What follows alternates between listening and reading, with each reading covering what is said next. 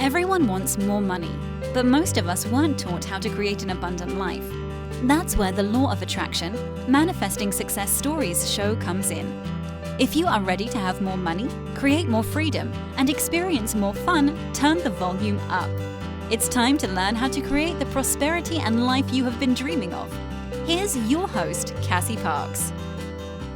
Hello and welcome to this interview. I am back with Vicki Pace. Welcome, Vicki. Thanks for being here. Thank you for having me. Yeah, I'm super excited for this interview. So, first of all, as always, tell us what's awesome. I just opened a show 2 weekends ago. Like we just closed our second weekend, and it's magical and just so creatively and artistically fulfilling, and it's just wonderful. Someone asked me, one of the cast member asked me if I was enjoying myself. I was like, yes. I know everybody thinks that I'm being facetious when I'm telling them my life is awesome, but it is.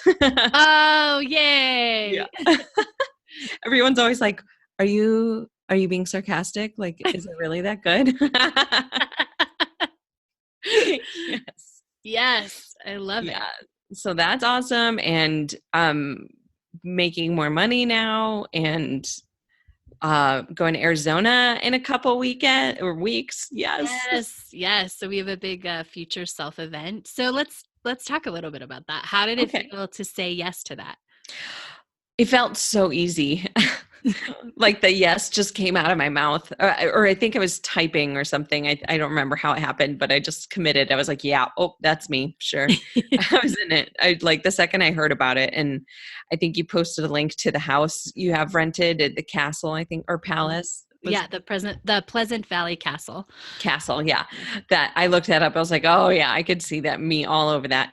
And it looks a lot like my scripts, and not that it's like, oh, I scripted this. It's just, it's fun. It's got a pool and a beautiful patio, and that's definitely been in my scripts. And so it felt so easy and right to say yes, and it just happened. Like it just flowed out of me. Like I think that's what do you call it? Inspired action thing. Yeah, you know? Absolutely. Like that's what it is. That I love it. Cause I love when you guys get to feel like, I'll say it, like it's when you can't say no, or like, it's almost like you don't have a choice, right? Is when you know. Yeah. Mm-hmm. And like the go-to example I go to with that is, you told someone in the group, I don't remember who, was wondering if they should take an online course. And you were like, you'll know it's inspired action when you just find the credit card in your hand, like typing in the numbers to pay for it, and all of a sudden it's done. And you're like, what happened? And, yeah, not that inspiration is blacking out, but yeah, right. It's when it's just when that yes is automatically, you're like, I'm going to be there. Mm-hmm. Yeah. I love it. What are you looking forward to most about that trip? Or what do you think is going to be the most amazing thing? I'm really excited to meet everyone else's future selves. I've done workshops with a couple of the women that are going, but not all of them. So I'm really excited to see that their future selves. And I've seen little glimpses here and there of what they have going on, but it'll be fun to really dive in. And I'm so excited for celebrating with a group of people who are also celebrating for all of the same things. Oh, it's going to be amazing. Yes, it's going to be so much fun. Mm-hmm. I love it. I'm so excited as well. If anyone wants to check out the house, it's pleasantvalleycastle.com. You can see it's gorgeous. And you're right. Like I love, and this is how it works, right? Is these things that are sort of feel a little random or whatever, but they have those parts of your script. You're like, oh, there it is. It's how the universe delivers. Like, here's a little taste. Here's some of the experience. So you know what that feels like on a deeper level. And then you can come experience this other thing on a deeper level. Mm-hmm. Yeah. Love it. Mm-hmm. Cool. So, how has stepping into your future self made you a better actor? Certainly, confidence and trust pop up in mind. I think with the confidence I bring into the room, I'm better able to trust my instincts with the character work I've done and the work I've done behind the scenes. Mm-hmm. And it's made me a smarter worker in that. I'm sure I've mentioned on these interviews before, just how I I've learned entire shows in like 4 or 5 hours, just boom, done. I've got it solid. I could go on any day. And in the past, I might have spent like weeks of an hour a day, like studying and drilling all the material, and I still wouldn't have felt confident. But now it's like, I trust that when I'm inspired to work on these things, that it's going to be the right time and the smartest time to work on them. And every time it's been like, even if I'm like, oh, I really need to learn this song, and then I get wound up like, oh gosh, it feels like I shouldn't be doing this, so I take a break. And then I find out the next day that I'm not even in the song, so it's fine. But in terms of being a better actor, I think that confidence makes it easy to like flow and be on stage and connect with other people and be secure in my choices. Oh, talk about that. You're in your choices. Yeah, just and in terms of choices, like acting choices means like, do I sing this word even though it's the middle of a dialogue scene, something silly like that. That's a choice you make. And when you're inspired to do something different, that's generally considered a choice. So I've just grown to trust that when I'm inspired to do something different or change up something on stage, it's the right thing in the moment. And sure enough, we had our understudy put in rehearsal last week, like a week ago. And that's where all the understudies go in for all the roles. So, and the role I played, I did a bunch of different stuff on stage that I hadn't practiced, in my living room. So, and and they all were amazing. And I still am getting compliments on those crazy fun choices I made on stage. And it's just more fuel for trusting my instincts. Yeah, it's all circling back to trust. Right. It just all circles, right? It's like you trust and then you get more confident and then amazing things happen. So you're like, okay, I'm going to trust more. I'm going to get more confident. Yeah. And that I think has helped with money in my life in that just like trusting that not doing anything, it's still going to work out and it'll be fine. I don't have to do anything. It can all just show up for me, and it does.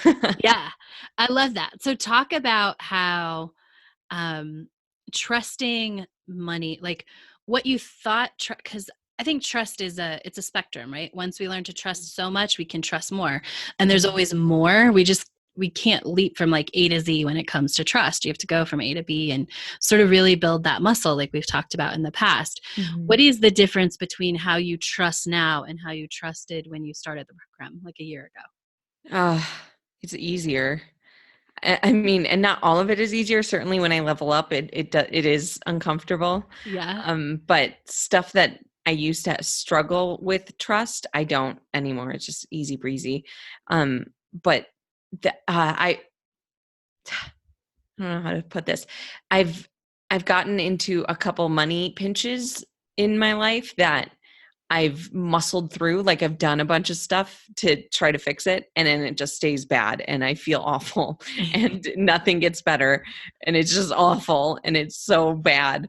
But this time around, I didn't do anything, and the discomfort I felt was good. You can say now a couple of weeks past it. Yeah, I can say it now, right? And I love though thinking about it because it's like such a difference, and then it worked out so quickly and so easily. It just was like boom, boom, boom. All these things fell into my lap, and it all worked out, and I'm in the black again. So I love it. So you used to kind of muscle through it. This last time, you tell us what trust looked like, or explain as much as you can. Like, how does that look? What did that feel like? What did that, I wanted to say taste like, I don't know why. What did discomfort taste like? The sweet taste of victory. Yes, I love it. Yeah. No, it was a lot of like, I had the similar thought processes of like, oh, I need to look up babysitting gigs. Maybe I can get a couple hours here and there, and hunting for like quick and easy money. And I even thought about driving for Lyft again. But I didn't do any of those things. I just when those thoughts happened, I tried to stop the thoughts. Most of the time I was good about stopping them. Um, so the thoughts would come up and I was really good at stopping them. I think I stopped pretty much all of them. And they generally would bring up feelings, usually right after stopping the thoughts. And I would feel the feelings, be it, gosh, I think I felt everything from like anger to frustration to super sad. And I just felt it all. And then as the days went on, it brought up more of those thoughts. And I just continued to stop them and to let it be. And then one day it was just like a series of all of these little things of money that just showed up for me, like people Venmoing me or like getting cash in hand. And or inspiration to go to an old restaurant or something. Oh yeah, that's right. I drove to the bank to deposit cash. And while I was there, I was like, oh, I think I might have a paycheck at my other restaurant. And I was like, it's only like a 5-minute drive. I'll just go over there and see. And if it's not there, it'll be fun to see everybody because I haven't seen them in a while. And sure enough, I show up and they have a paycheck for me. And in my mind, I thought it was just going to be $30. I thought it was just like a half a shift on there, but it was like $100. It was $110. And that was the biggest moment for me. And when I was there, they offered me more money for a different position to work. So I was like, oh, great. So I get like an extra $90 than I was expecting or whatever. That's not the correct math. What is that? $70. Yeah. Oh my. I think it's 80, but that's okay. I'm an actor. All right. So it's like, not only did I get this big old paycheck and, I'm getting more money hourly for them. And, Awesome. I should calculate what that is. Oh, I should calculate that and add it to my total. Yes, you have to. Yes. Yeah. Mm-hmm. I love that. Yeah. So that check brought me, took me out of the red into the black by like $80. So awesome. And that was one of those things where it was like, I was really being in tune with my feelings, looking at my bank account, like, how is this going to make me feel right now? Is this like self sort of torture, or is this like, a good space for me to look at my account and see what's going on? And when I was at the bank that day, I was like, it doesn't feel good to look at my account right now. I'm just going to go to my other job and see if they have a paycheck. And I did, and I deposited it, and I looked at my account after that, and I was like, oh, it's way more than I expected. That's awesome. I love it. And you did something. I encourage you to do something, sort of take some additional I would call it taking additional responsibility, like being the person, right? Mm-hmm. And you made a phone call to the bank, right? Oh yeah. Oh my gosh. I forgot I did that. That was so great. Because at the time I was in the red in my checking account. And I think I asked you, I was like, I don't know what happens if they charge me $35 a day that it's in the red, or if it's just, I don't know. And how long can I keep it there? And you were like, the first thing to do is call and find out. And that, I think, what did you say? You said it'll stop your brain from thinking about the what's going to happen, oh dear, and just move it to, oh, this is the process that they're going to do. So now I have space to allow the solution to show up. Yes. Versus spinning in like, what could be the problem? It's like, okay, I know what the problem is. Then the answer can come. Yeah. Right. It's just like when you make us ask the question and not tell a big old story, which we all still do. It's so funny to see all of the people who've been with you for like years still are like, start a big old story. And then you're like, okay, where's the question? Yeah. And I think it happens, curious to hear that, like it happens when somebody's up leveling. We revert back to those things because I don't know whether it feels safe, and I don't even know that it matters, but it's like when there's an up level, because you did it recently and you haven't done that in a long time. Yeah, I know. And I felt it too. Like as it was happening, I was like, I had that sort of spinning energy of like, of the old story. You're totally right. It's when I'm up leveling, or when we're all up leveling, we sort of revert back to those filler stories to before the question. Yeah. It's so interesting. And I love becoming aware of that, right? Mm-hmm. Then you can see it.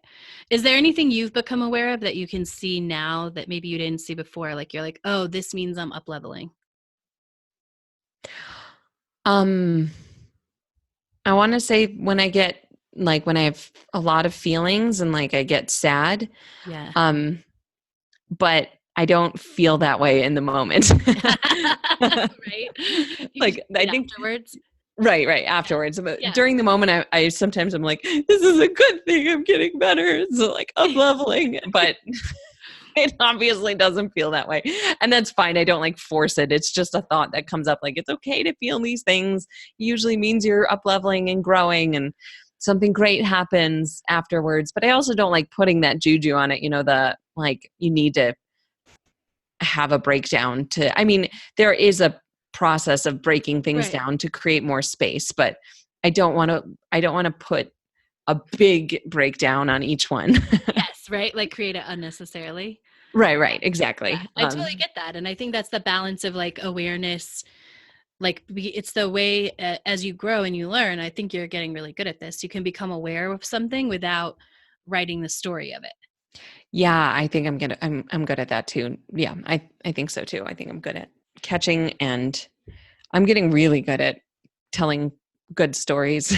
Yeah, Yeah. I love that. Which is, I think that played into, you mentioned like they offered you at your other restaurant like this higher paying thing, Mhm. and wasn't it because everyone loves working with you or some? Yeah. Yeah. Yep. And it's like a part of the restaurant that I've never worked in before, but I've helped out here and there as it's a new restaurant, so it's sort of like all hands on deck. You take whatever they need you to do. Mhm. So I helped them out a little in the kitchen on the line, and um as like food running and stuff. Anyway, the chef had been there a couple times, and he and I just had great conversations, and he's a great guy. And it really is just like bringing my future self into everything I'm doing, and people love me. And I don't say that to like make you want to do future self stuff so that you're more popular, but it certainly helps. And yeah, I'd attribute that higher pay to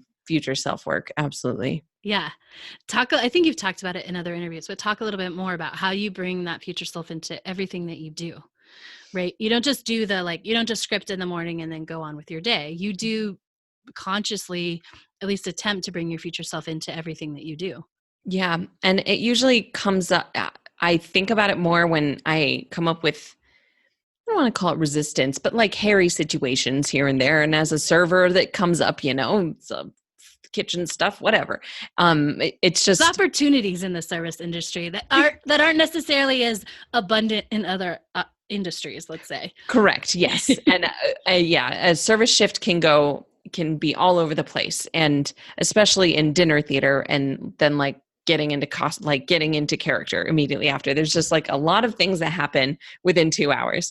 Um, I It's been so fun to see how I truly am starting to embrace that I'm a powerful manifester and that I'm really good at it, in that things will come up, like something bad will happen in the shift, and I'll say, oh, it's okay, it's going to work out, I'm sure it'll be fine. And 2 seconds later it is fine. And I think about how like how I would have handled it in the past, and it just would have spiraled. And I'm so grateful I have all of this future self work to like sort of rest my haunches back on my haunches, just knowing that everything's going to work out, and it does every time. And a lot of times, no, I will say recently I've been thinking, how would my future self handle this right now? Mhm. And it's usually, it'll be fine. You don't need to do anything. It's going to work out. And then it does. Oh, I love that. So tell me what's the difference, because I love this, like what you just brought up. So it'll be fine, sort of coming from your future self versus, I think a lot of people are taught or they interpret like, I should just say everything's fine, right? Like it'll work out. Like what's the difference I'm talking about, right? Yeah. The example I'm thinking of is that, like, this is more about storytelling, I guess, but like my boyfriend asked me how I slept last night, and I said, it was wonderful falling asleep next to you, which it was. Yes. And there are other things that happen in the middle of the night that don't matter, but um, I forgot the question. You're totally getting it. It was like, what's the difference between sort of that glossy, oh, like everything will be okay, that glossy, everything will be Right. okay, versus actually coming from your future self and going like, okay, whatever that is that just happened, it will be okay. And like giving it space to be okay instead of like spiraling down, like, oh, this means the end of this shit. Like this shift is going to be awful. Like, all these Right. things, It's sticking for me, it's sticking to the truth, like finding what is actually okay and yes. or good or fine, and focusing on that isn't the right term. It's just it's not even erasing everything else. It's like only talking about or thinking about the good parts of it. Mm-hmm. And I think I've said on these interviews before, instead of manhandling the phrase, it's going to be fine, it's all going to work out. Right. It's more like finding what does work and what is working out, and owning those, maybe not focusing on, for me, it's like owning those and really embracing those things and truly accepting that those things were great and they did work out fine. So, yeah. Yeah. I love that. And I think it's such a difference. And I think going into it, like, who wouldn't want to be around somebody who like always knows it's going to work out, right? Yeah. Yeah. And I've been recently I've been getting a lot of compliments about people wanting to work with me, that I'm like always have a great attitude and very positive and uplifting. And the person who said it to me, I was like, I've never really said anything like cheery to you. I mean, not like bad, but I've never been like, hey, sunshine and rainbows. I've just sort of been myself. And like, there's some people where I'm actively like, I'm going to ask them something tricky. Like, what did you celebrate today? But for that guy who told me that, I was like, I've never done, that's great. Cool. I've just been myself. I love that. Mhm. So I think you've done a lot of, because as we grow, we don't just grow sort of in money. We grow in, because your future self has everything, right? So she has a Right. great relationship, she has a great acting career, she has great money, all those things. And so how have you evolved and tapped into your future self to create a better relationship or be in a better relationship, step into that future self place? I've really owned giving my partner space and being okay with whatever space he's got going on. And I've tried in the past to like quote unquote not fix him, but I always ended up trying to fix him. Um, but now I truly does feel like I'm really owning, just allowing his space and whatever he's going through to let him do it. And a really nice sort of transition thing you gave me was to ask him how I could help support him instead of, I think the step before that was me trying to help him like see the positive of everything and like coach him through those things. And that got hard. And that's when I brought it up to you again. And you were like, well, all right, let's up level this and talk about like how you can support him just where he is in his space, just support him that way. And then from there, I've learned to just not even ask. And oh God, that sounded so cruel. Oh, I love it. But yeah, like but wait to be inspired to ask how I can support. And so now I do a lot of listening, and I'm so much better at like just allowing it and not taking it on or trying to fix it. Mm-hmm. And then recently he gave me a compliment. He said he was so grateful of how, I don't know, what did he say? Kind and supportive I've been lately. And it was just, it was a lovely compliment, because I was like, yes, I've been working so hard. Thank you. Yes, I've been trying. I know. And isn't that interesting? Because I think we all in the beginning, or when we start to do work like this, we think like trying to coach him, trying to make it feel better for him, trying to get him to see it more positive, like that we are being like really supportive, and that should feel supportive to them, right? Right. But it doesn't. It's the space, and it's the staying in our own lane, and it's the honoring and just acting on inspiration. Like, it's okay, but I'll ask when I feel inspired. That makes them feel super supported and sweet and all of those things. Yeah. And then even it's gone into my friendships too. There've been a couple times where I don't know, friends in my cast that I've asked questions to, and they've been genuinely so grateful that I've asked. Like, thank you for asking. Like, it would have come. What did my friend said that she was like, anyone else asking me that question, I would have put up my guard. But I know you're coming from a genuine, loving space when you ask this question. So I'm so happy to share this with you and like bring you into it. I don't remember what it was. I think somebody was just sad during the day, and I just asked the next day if they were all right or something. And and that was new for me. That was like, oh, I can bring this to my friendships as well. And yeah. Mm-hmm. I love that. So what are you, obviously Arizona, but what else are you excited about over the next 30 days? I'm excited about bringing more of my future self into my life. And I'm excited about more sunshine and it warming up. Yes. And outside things. And I'm really excited about bringing my future self in more into my life. And like there's stuff coming. There's like auditions coming up, and I'm teaching the kids touring troupe this summer. I'm really excited to bring my future self into that too. Yeah. And see, just like I'm seeing how different I am now with this company compared to August, which was 6 months ago. Now, 10. Yeah, somewhere in that. Yeah, 9 months ago. I think it's more like 6. Well, 7, somewhere in there. Just compared to then, how I am now, I'm excited to see me coming into another workspace that I was in last year to see how different I'm going to be there. That's awesome. And we talked about that, the kids and the summer. And I feel like there's been literally no, like once you let go, all of these things just sort of fell into place. Yeah. And I don't know if you were about to say no drama, but that's how I feel. There was no drama. There was no like, should I do this? Because there was a lot of back and forth. If I do this, this might not work. If I do this, but like, right. Yeah.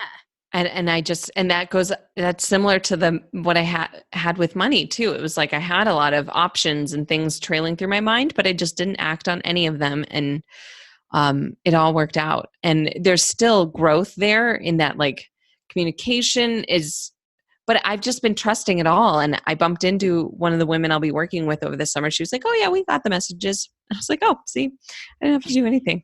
Right. I love it. They just hadn't had time to respond yet, or it wasn't on the right. Yeah, exactly. Yeah. And it's like, okay, yeah, there's plenty of time to figure it out. We're going to be fine. And that feels like a future self thing. Cause I could see myself spinning out in an old story, but I don't have to, because it is going to all work out. Yes. Yay. That's awesome. Yeah. Very cool. Any words of wisdom that you have as we finish up our interview today? I would say if you're thinking about working with Cassie, you should do it. Well, thank you. Yeah. I don't know if I've ever said that on this, but it's wonderful. Yeah. And I think if you're feeling the call, you should go for it. I love it. And I've loved watching you grow. It's so fun. Oh God, I know. Thank you for all your help. It's been amazing. You're welcome. How do people find you if they want to like connect with you in any way or hire you for a show or? I have a Facebook page, but I don't remember what it is. I think it's facebook.com/Vicki Pace. They'll probably find you. They can come. They'll find me. Like. Yeah, it's VICKI PAC. So that's how you'll find me. Awesome. Yeah. Or, I suppose when this airs, my shows will be done. So never mind. They will, but we'll put the link to your Facebook and everybody can see. Oh, great. Yeah. All the cool stuff. Yeah. Mm-hmm. Awesome. Well, thank you for being here today. I look forward to our next interview. Mm-hmm. Yeah. Thank you all for listening. Make sure to check out Vicki's next interview and have a fabulous rest of your day. Thank you for joining us on the Law of Attraction Manifesting Success Stories show. To learn more about enrolling in the Enchanted Circle, go to cassieparks.com.